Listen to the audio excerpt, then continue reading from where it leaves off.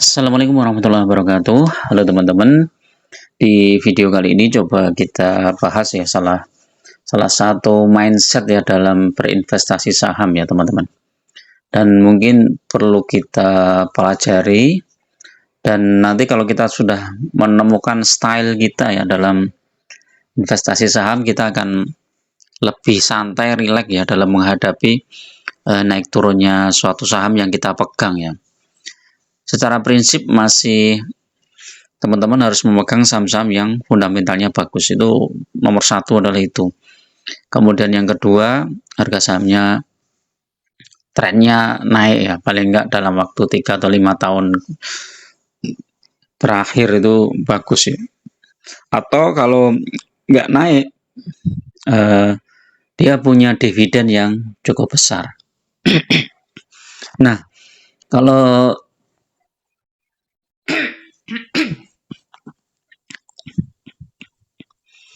kalau teman-teman pegang saham-saham seperti itu akan tenang ya. Nah, salah satu prinsip yang saya suka ya ketika seorang berinvestasi saham itu adalah seperti menanam ya, menanam tumbuhan atau menanam padi lah. Nah, menanam padi itu kan ada prosesnya, tidak langsung nanam hari ini kemudian langsung tumbuh kemudian panen sorenya, itu kan enggak, ada prosesnya, mulai dari pengolahan tanahnya, kemudian persiapan bibitnya, kemudian dikasih pupuk, kemudian kalau ada hama kemudian disemprot obat anti hama dan lain-lain. Nah, ini hampir sama dengan kita berinvestasi di suatu saham ya. Sebagai contoh misalnya ya, ketika saham yang kita pegang itu minus ya, misalnya sudah minus 20%, perawatannya bagaimana? Ketika suatu saham yang kita pegang itu sudah minus, berarti kita memerlukan treatment ya. Nah, treatmentnya apa ya? Salah satunya adalah kita average down, jadi average down di harga bawah. Dengan asumsi saham yang akan kita pegang ini suatu saat pasti akan naik. Tapi ini saham-saham yang fundamentalnya bagus ya, bukan saham-saham gorengan teman-teman. Jadi saya tidak menyarankan teman-teman untuk berinvestasi di saham gorengan. Walaupun dia naik turun ya, tapi saham gorengan itu sangat-sangat berisiko ya, lebih baik dihindari. Nah, ketika kita average down, maka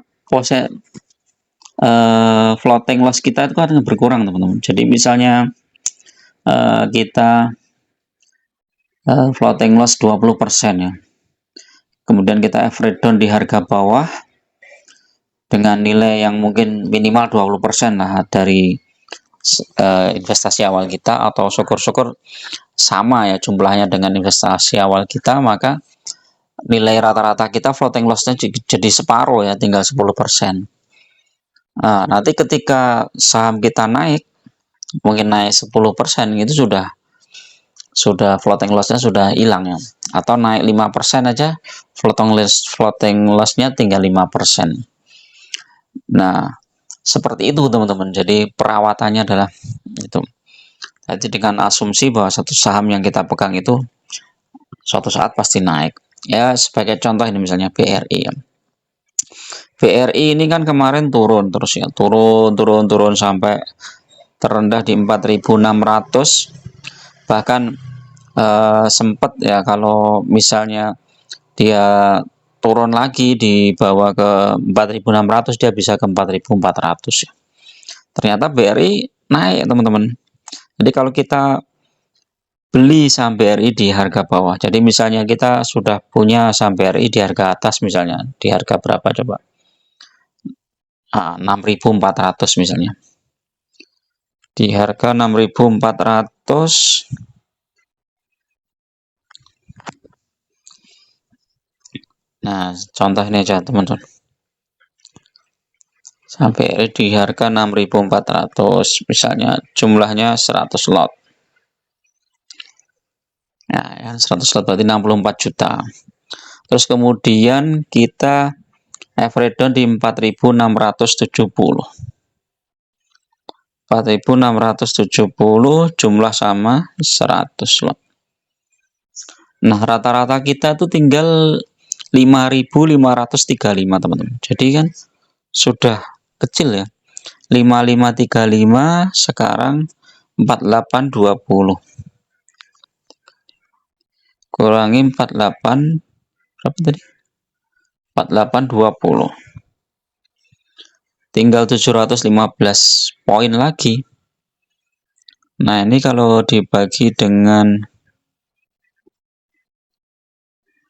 kita ya, 5535 ya. Nah, tinggal 12% floating loss kita. Jadi itu teman-teman. Tapi kalau kita tidak pernah average down ya floating loss kita ya tetap besar ya. Masalahnya adalah ketika saham itu turun, kita nggak ada dana. Nah, ini yang perlu kita manage ya.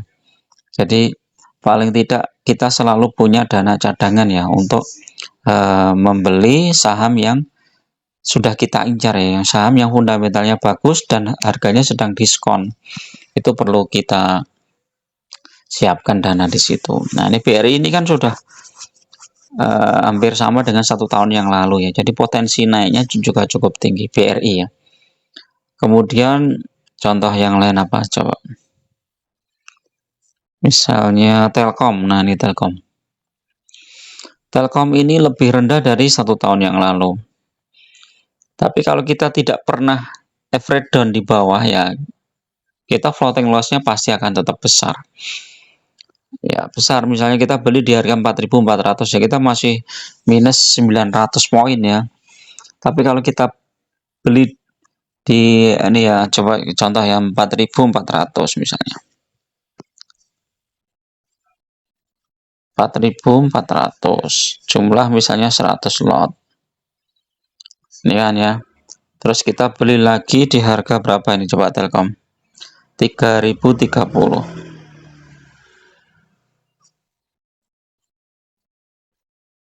100 lot lagi. Nah, ini sudah 3.715. Jadi sudah minusnya tinggal 615 poin. Nah, minus 615 poin. 615 poin. Dibagi rata-rata kita berapa? 3715. 16,5%. Dari minus yang besar sekarang tinggal minus 16,5% aja. Nah, nanti tinggal kita nunggu ya kalau Telkom ini mantul seperti beberapa tahun yang lalu ini di bulan Juli 2021 ini kan terendah ya di 3010. Kemudian setelah itu mantul sampai 4.770. Wah.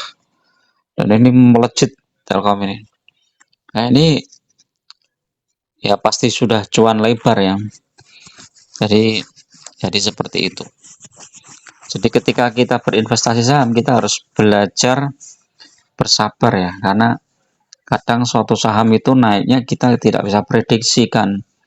Bisa jangka pendek, bisa jangka panjang ya. Kalau kita hold misalnya, pokoknya sampai saham itu naik, ya itu kan butuh kesabaran. Makanya kayak investor-investor besar ya seperti Pak Lo Keng Hong itu kadang jarang ya melihat chart atau apa yang di bursa ya. Enggak setiap hari mereka melihatnya. Mereka melihat tuh saat mau beli aja dan saat mau jual, dan itu pun saat mau jual nunggunya lama ya. Jadi benar-benar kalau sudah profitnya besar baru dia jual. Akhirnya ya portofolio mereka akan berkembang. Ya, sama ya ketika kita memegang saham yang dividennya besar, maka ya kita santai saja jualnya. Jadi misalnya kita pegang saham-saham batubara misalnya Adaro. Nah, ini kan Adaro beberapa kali nyentuh level tertinggi ya. Kemarin terakhir tuh di 2950 tertinggi, sebelumnya 28 sekian. Nah, setelah itu koreksi lagi. Nah, kalau teman-teman beli di harga bawah ini di 23.40 ini udah cuannya lumayan besar ya.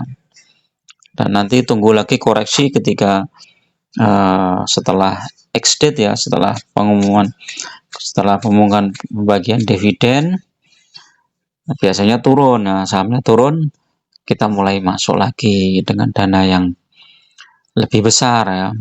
Atau kalau misalnya kita nunggu aja sampai pembayaran dividen, kemudian baru kita belikan lagi sahamnya.